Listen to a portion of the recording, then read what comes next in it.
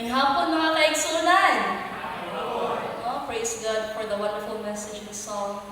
Take me deeper in love with you. Is that our desire mga kaigsunan? Is that our longing to have a more deeper relationship with Jesus? No, thank you so much for the wonderful message, my dear teachers. Mga ambungan o mga gwapa, mga educator dinhi sa ato ang tulunghaan. So karon niya kahapon noon magsugod no sa kita sa ato ang topic entitled Heart Surgery. But before that, let us pray. My great loving Heavenly Father, Lord, I pray this moment, Father, that anoint me with your Holy Spirit, dear Lord. I pray that this message will be inculcated in our hearts and minds, and it will help us to have a more deeper and closer relationship with you. Father, be with me, and thank you for hearing this prayer in Jesus' name. Amen. Okay. So mga kaigsunan, let's begin our study this afternoon with this verse, Matthew 10, verse 16. Behold, I send you forth as sheep in the midst of wolves. Be ye therefore wise as serpents and harmless as doves. But before that, kinsa man dinhi ang naka-experience of heart surgery? Naapay gioperahan dinhi sa kasing-kasing? Wala ra? No? So I hope nga makarelate gihapon ta ani ha bisag wala ta nakaagi og operation. So kano siya nga study mga kaigsuonan while nag-study ko ani nga verse. Nakapunta ko sa Ginoo, Lord. You said to your disciple, behold, I send you forth as sheep. Anong sheep man, Lord? We know that sheep is powerless for any battle. Tinood ba? They do not have anything to win against their enemy. Ang sheep, mga kaigsuunan, they cannot decide on their own. Pero anong sheep man, ang giingon sa Ginoo, I send you forth as sheep. In the midst of wolves, pagyod ang ilahang kontra. Sheep versus wolves, kinsay makadaog? Pero why did Jesus said, I send you forth as sheep? Why not lion? No? So nakapunta na ba mo anak mga kaigsuunan? And the answer is found in Psalms 23 verse 1. It says, the Lord is my shepherd, I shall not want. Sheep always depends to the shepherd, mga kaigsuunan. Buot pa sa buot niya, gusto ni Jesus nga iyang mga disipulo dili magdepende silang kaugalingon. Apan asa sila magdepende? Sa ilang shepherd nga mao si Jesus, no? Ang sheep, mga kaigsuunan, they are willing to die. Tinuod ba? Kisa may nakakatay na dili og karnero. Amazing facts mga kaigsuunan, don't you know kung ang karnero patyon, dili na siya manisog? Dili na siya manipa?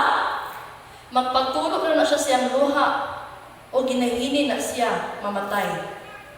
Inana ang karnero mga kaigsuunan, they are willing to die.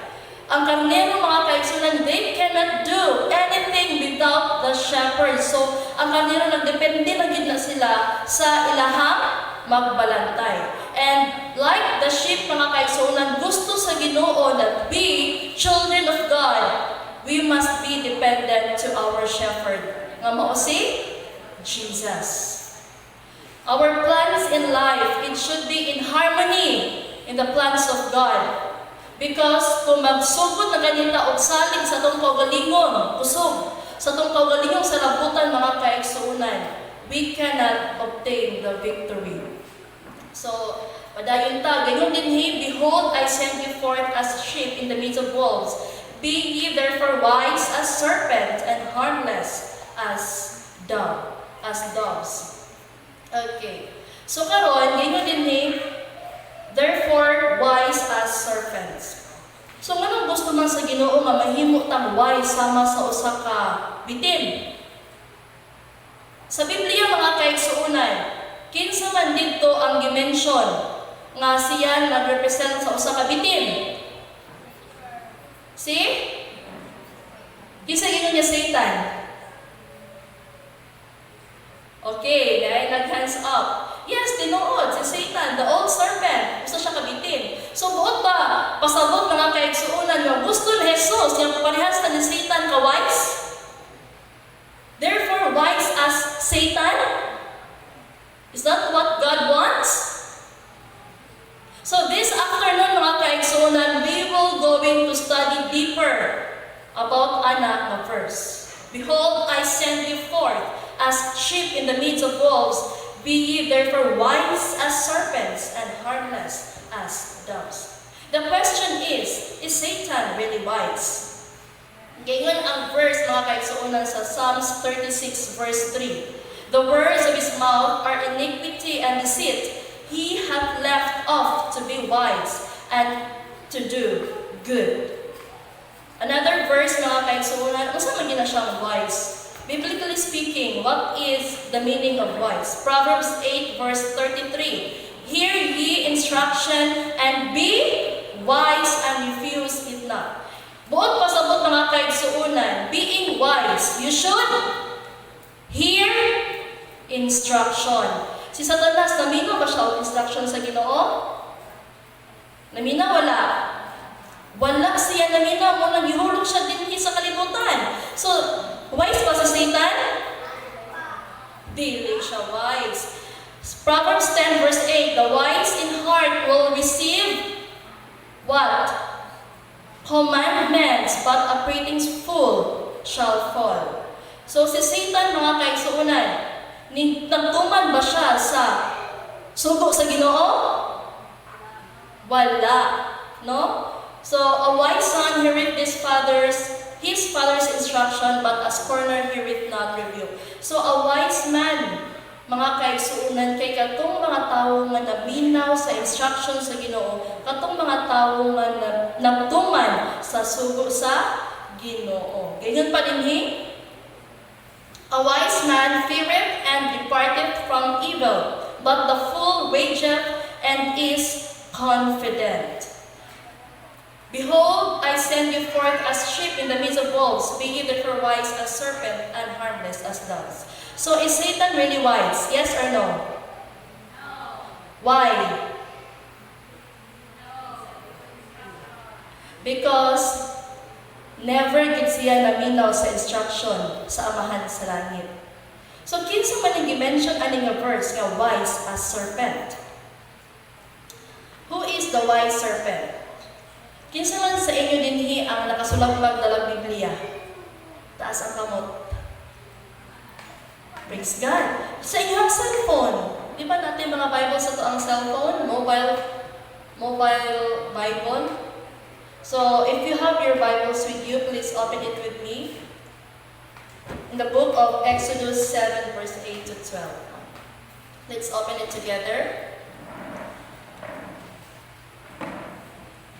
Exodus 7 verse 8 to 12. Kani siya nga sugilanon mga kaigsuunan, mahitungod ni siya sa usa ka serpent, sa usa ka bitin nga sa usa ka sungkod nga nahimong bitin, no? Kingon dinhi akong basahon verse 8. And the Lord spake unto Moses and unto Aaron, saying, When Pharaoh shall speak unto you, saying, Show a miracle for you, then thou shalt say unto Aaron, Take thy rod and cast it before Pharaoh, and it shall become a serpent. Okay, verse 10. And Moses and Aaron went unto Pharaoh, and they did so as the Lord had commanded. And Aaron cast down his rod before Pharaoh and before his servants, and it became a serpent. Verse 11, Then Pharaoh also called the wise men and the sorcerers and the magician of Egypt, and they also did in like manner with their enchantments. Verse 12, For they cast down every man his rod, and they became serpents, but Aaron's rod swallowed up their rods. So kani siya kasugilanon mga kaigsuunan, may tungod ni siya sa usa ka sungkod nga nahimo bitin. Pila man kabuk bitin ang dimension ani nga verse? Duha. Ang usa ka bitin katong bitin ni Aaron. Ang usa kay ang bitin sa mga magician. So duha ka bitin ang dimension ani nga verse mga kaigsuunan. Padayon ta, ato ta sa Numbers 21 verse 4 to 9. Numbers 21 verse 4 to 9. Ito yung ginako nga, hindi na po i-post ang verse din ha, para ma-challenge ta o open sa to ang Biblia. So Numbers 21 verse 4 to 9, ganyan din and they journeyed from Mount Hor by the way of the Red Sea to compass the land of Edom. And the soul, taas siya. And the people was much discouraged because of the way. So, di na ko na siya pasahon tanan mga kaigsuunan. Anhita din sa verse 7. Therefore the people came to Moses and said, We have sinned, for we have spoken against the Lord and against thee. Pray unto the Lord that he take away the serpents from us. And Moses prayed for the people. So this story mga kaigsuunan, mahitungod ni siya sa mga Israelhanon nga niadto sa wilderness. Nga nagreklamo sila kang Moses, nga gutom na sila, uhaw na sila. Ano gidala gini mo dinhi nga kanang lugar, pwede makainita, walay pagkaon. O ang Ginoo nagpadala daghan kaayo. Sa gidala sa Ginoo. Daghan kaayong bitin o gipamaak silang tanan. O sila nangayo pasaylo sa Ginoo. O ang Ginoo miingon kang Moses, verse 8. And the Lord said unto Moses, Make thee a fiery serpent, and set up a pole. And it shall come to pass that everyone that is beaten, when he looketh upon it, shall live. And Moses made a serpent of brass, and put it upon a pole. And it came to pass that if a serpent had beaten any man, when he beheld the serpent of brass, he lived. So, aduna usab duha ka bitin nga gi-mention ani nga verse. Ang isa ka bitin mao tong bitin nga na paak sa mga Israelhanon, ug ang usa ka bitin mao ay gihimo ni Moses aron kumututok sila ani bitin sila maulian, no? So the serpent on the ground, the poisonous that will cause death, and the serpent on the pole, healer, and the one that will take away the venom of the serpent. So mga kaigsuunan, gayon dinhi, who symbolizes the serpent on the pole? So kinsa mo tong serpent on the pole? Kinsa man to siya mga kaigsuunan? Siya ba to si Lucifer?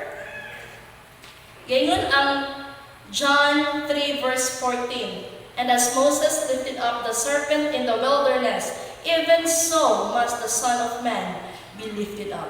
It means mga kaigsuunan, ang serpent on the pole nga gi-mention ato nga verse, walay lain kundi si Jesus dito sa Kalbaryo sa cross. So mga kaigsuunan, atong i-imagine ang scenario sa mga Israelhanon sa unang panahon.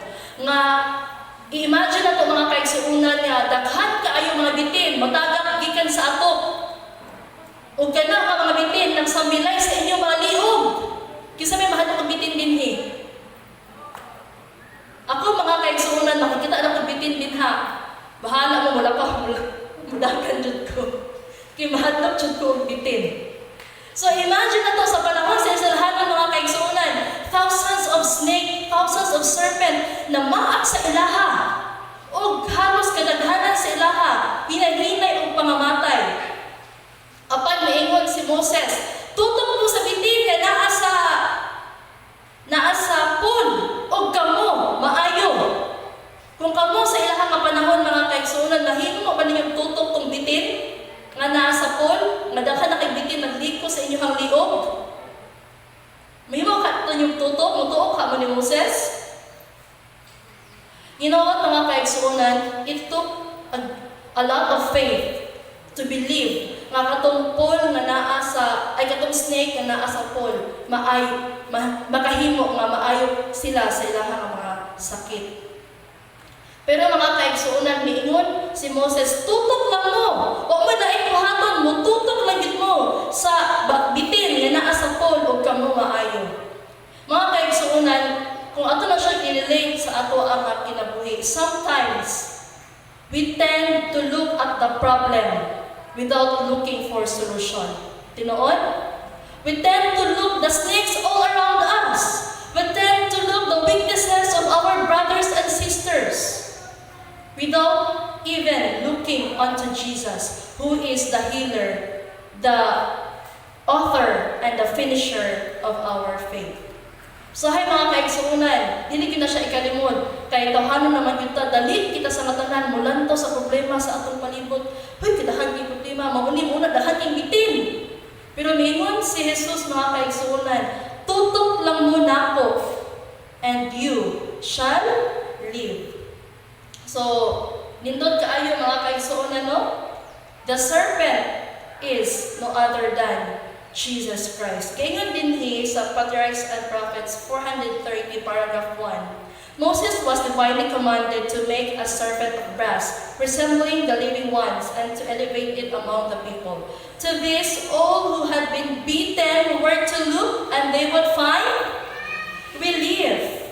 So wala na sila imahaton, mututok na lang sila sa serpent, o sila makabaton o kaayuhan. He did so, and the joyful news was sounded throughout the encampment that all who had been beaten might look upon the brazen serpent and live. Many had already died. Pila ang namatay? Daghan. But when Moses raised the serpent upon the pole, some would not believe that merely gazing upon the metallic image would heal them. These perished in their unbelief.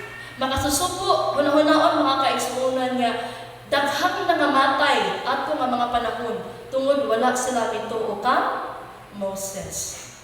Yet there were many who had faith in the provision which God had made. Fathers, mothers, brothers, and sisters were anxiously engaged in helping their suffering, dying friends to fix their languid eyes upon the serpent. If this, though faint and dying, could only once look, they were perfectly restored.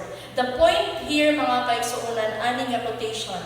Gayon din ha, fathers, mothers, brothers, and sisters were anxiously engaged in helping their suffering, dying friends to fix their languid eyes upon the serpent. So, fathers, mothers, brothers, and sisters, the Lord is calling us na instead ato silang biyaan, the Lord wants us to help our brothers and sisters nga gipaak sa bitin spiritually. The Lord wants us to point them to Jesus. Daghan na ito mga kaigsuunan nga naluya silang espirituhanon niya kinabuhi. And sad to say mga kaigsuunan nga daghan kaayo nga kung maluya na gani tabangan pa yun og paluya, naluya og samot. But the Lord wants us, gusto siya nga mutabangan nato sila nga ato silang iduol diha kang Jesus aron sila mabuhi pag-usab spiritually. So the venom mga kaigsuunan, unsa may mahitabo sa blood kung kini masagulan og venom. Akong hibalan mga kaigsuunan nga kung ang venom gani isagol siya sa blood, nakita mo ana, gikuha ang venom sa bitin, ibutang sa baso o kana siya gisagol sa blood. Unsay nahitabo sa blood? Na jelly siya. Og once jelly na ang blood mga kaigsuunan, mo-circulate ba niya sa to ang lawas? Dili na. Ug mao na mahitabo nato the moment nga mapaakan ta og bitin. Ang blood nato muklag siya sa ato ang veins ug dili na siya mag-circulate sa to ang lawas. Mo'y hinungdan nga mamatay ang tawo nga napaakan og bitin. Og amazing kayo mga kaigsuunan kay ang Biblia nagaingon na ang blood mao ang kinabuhi. Blood is life. So mga kaigsuunan, kung ang blood mao ang kinabuhi sa tawo ug ang venom musabog sa blood, unsay mahitabo sa kinabuhi sa tawo? Mamatay. So kung spiritually speaking mga kaigsuunan, kung ang blood mao ang atong spiritual life, unya masabulan kini og venom, unsay mahitabo sa ato ang spiritual life? May hinay-hinay o kaluya.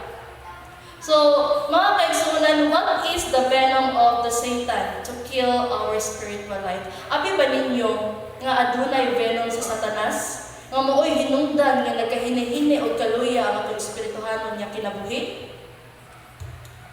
Atong basahon mga kaigsuonan ang Patriarchs and Prophets, page 431, paragraph 1. It says, "All who have ever lived upon the earth have felt the deadly sting of that old serpent called the devil and Satan." Kinsa daw mga kaigsuonan ang naay venom sila nga lawas? Kinsa ang gipaak sa bitin nga mao sa Satanas mga kaigsuonan?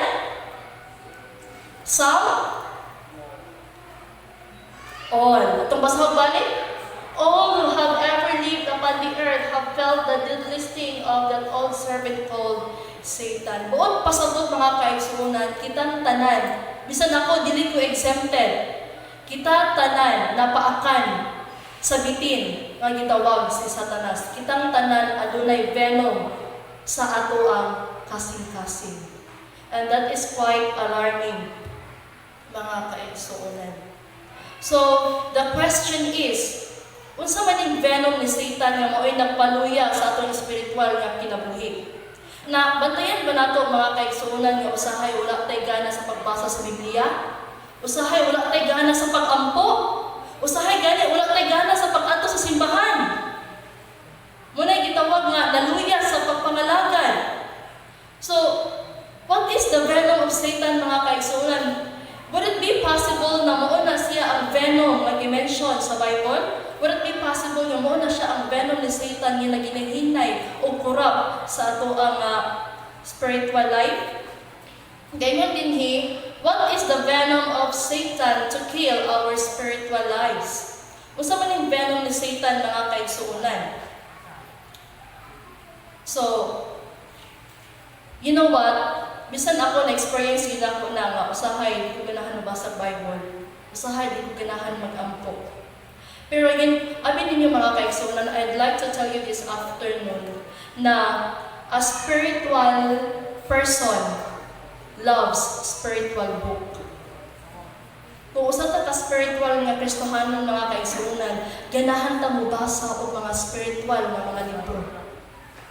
And spiritual things, spiritually discerned. Dili ta kasabot sa mga spiritual nga mga butang kung dili usab spiritual ang ato ang hunahuna. So unsa man tong mga butang nga maoy nakapababag kanato sa paghatag og mga higayon sa mga espirituhanon nga mga butang mga kaigsuonan. So sa mga batanon, no? Balik-balikon gyud ako ning ingon nga would it be possible nga ang mga entertainment industries or mga social media maoy usa sa mga venom ni Satan maong nahimong babag kini sa ato ang pagbasa og Bible or nahimong kaning babag sa ato ang pag-ampo sa Ginoo mga kaigsuonan. Bisan ako kanang biktima jud ko ana. Wala ko gaingon nga bawal ang Facebook ha. Wala ko gaingon nga bawal ang Messenger, bawal ang YouTube kay galamiton kayo na siya sa natanan, especially sa mga estudyante.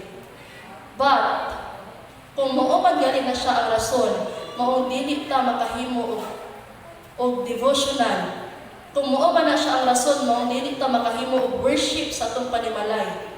I tell you mga kaigsuonan, usa na siya sa venom ni Satan nga na-inject sa ato ang kasing-kasing. No? So, padayon tao sa ang venom mga kaigsuonan. Generally speaking, ang venom din mao ang sala. No, anything mga kaigsuonan nga sala, mao na siya ang venom ni Satan. So, when was the last time? So, mag-heart to heart talk ta karong oras sa mga kaigsuonan. When was the last time nga nagbasa ka sa imong Bible? So, you don't have to answer that one publicly, ha? Kailangan simula mo na muna. When was the last time that you studied your Bible? Deeper study your Bible. When was the last time you commune with God passionately? Dili lang ampo, nga formal nga ampo. Apan nagipag-communicate ka sa Ginoo sa tibuok nimong kasing-kasing. Kanus ama na siya nahitabo mga kaigsuonan. No? A spiritual person loves to read Bible, and the spiritual person loves to pray to God every now and then. So, kung lantaw na ito mga kaigsuunan niya, wala tayo gana sa pag-ampo, wala tayo gana sa pagbasa sa Biblia kada adlaw, then magsugod na taan nagduol sa Ginoo. Lord, kumusta man akong spiritual na kinabuhi? Lord, search my heart so that I may know my spiritual condition. Would it be possible that we are present in the church but we are absent in Christ? Would it be possible that we read our Bibles, we do mission work, we do the work of God, but we still under control by the sins? No? Possible ba mga kaigsuunan nga we do the work of God but we are dead spiritually? No, as a missionary mga kaigsuunan, na-experience na ko ang Bible study ko sa Matag Balay. Pero deep inside kay marag feeling na ko layo kaayo ang Ginoo sa akong kinabuhi. No? Dili as in mga kaigsuunan, na-experience na ko na siya nga na Bible study ko about heaven, pero murag wala ko. Di ba? Basta heaven, kay malipay gid ka kay heaven imong topic sa imong mga Bible interest, pero murag ikaw marpa makanalipay sa mga topic. So inaanap mga kaigsuunan, no? But the good news is, ang Ginoo nagaingon na bisan pa kita patay sa atong espirituhanon niya kinabuhi. Jesus said, I am the resurrection and the life. He can resurrect us, mga kaigsuunan, gikan sa kamatayon. Amen? So, we should not be hopeless. Kay mingon ang Ginoo mo, duol lang ta kaniya. Ato lang i-recognize ang ato ang pagkamakasasala mga kaigsuunan. He can resurrect us and He can make us alive again sa atong spiritual nga kinabuhi. And you know what mga kaigsuunan? It is Jesus that will destroy our connection with sin. Kung atong na-realize mga kaigsuunan nga though I am a Seventh-day Adventist but still nagahimog yapon ko mga butang, mga kalibutanon. The Lord Jesus wants to destroy our connection from sin. Jesus can keep our lives strong. It is Jesus that keeps our soul brightened. And Jesus is the one that can bring healings. It is Jesus that connects us back to God again. So, nindot kayo mga kaigsuunan kay si Jesus lagi mitubag sa tanan nato problema. Sa panahon niya malayo ta sa Ginoo, mayon ang Ginoo duol nako, and I will help you to connect to God again. So, Jeremiah 17 verse 9 nagaingon, the heart is deceitful above all things and desperately wicked. Who can know it? That is why gayon ang Ginoo dili ta kinahanglan mosalig sa akong kaugalingon kasing-kasing. Mga batan-on, ayaw mong salig sa inyong kaugalingong kasing-kasing. Nga usahay may inyong bahalag masuko akong mamagpapa basta siya nagjud. No?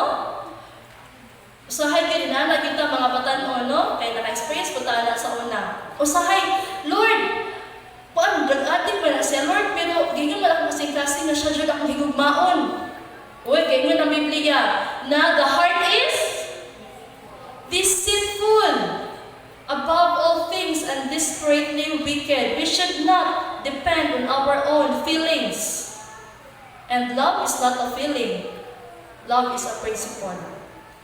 Gayon ang Ginoo mga kaigsuunan, Ezekiel 36 verse 26. Though our heart is deceitful, but He promised a new heart.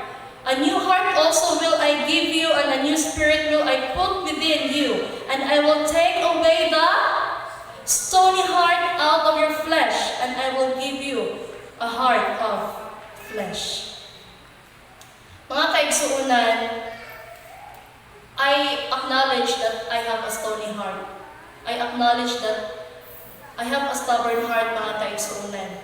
And that is why I kneel to God every morning, begging God to soften my hardened heart. So kung ato i-acknowledge lang mga kaigsuunan, kung unsa ta ka wala sa tubangan sa Ginoo, the Lord will help us. No? So mga kaigsunan, I also experienced before nga kanang dili ka maluoy sa ubang tawo.